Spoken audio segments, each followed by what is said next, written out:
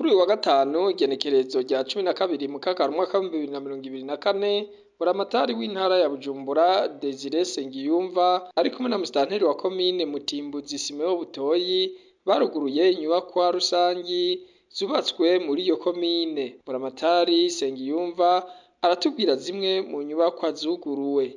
Uko mwabibonye twaramutse tugira urugendo muri no komine ya Mutimbuzi mu ntumbero yo kugurura ibikorwa byarharanguriwe na cyane gushimira aba baragize ico bakora kugira ngo izo nyubako ziboneke. Twatanguriye muri zone ya Rukaramu. Zone ya Rukaramu twuguruye ishure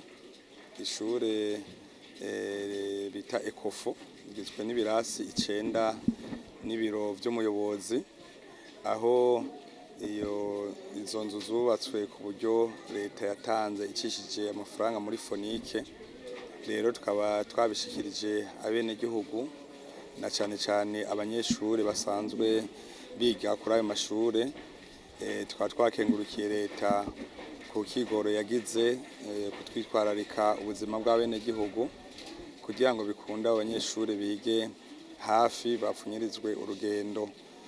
Impande y'ivyo twaciye dushika ku isoko yo mu Rubirizi.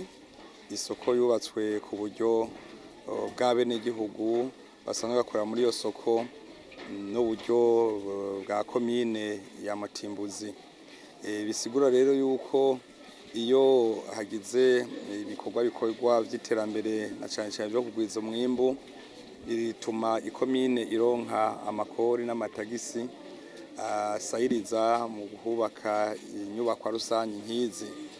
Rero iyi soko turimwo ni soko itunganije neza. Ahanini ikomine yaragerageje kubaka hasi no ku mpande ikoresheje uburyo bwayo n'uburyo buke buvuye mu bene gihugu, ariko kandi iciha uburyo agamahirwe y'abene gihugu baronkejwe ibibanza aha muri no soko yo kugira ngo bashobore kwiyubakira utwo dukioske mubona. Ni ibintu binezereje cyane, biraboneka neza yuko ari inyubako yubatse neza. Rero tukabona neza yuko abene gihugu bazohadandariza mu mutekano ntangere, ibintu byabo ntibizosanzara, bizokingirwa, hanyuma ibikorwa bazohakorerwa bizotuma ubwabo biteza imbere, hanyuma bongere bateza imbere ikomine, intara ndetse n'igihugu cyose biciye mu makori n'amatagisi bazoza baratanga muri kino kibanza. Radio Television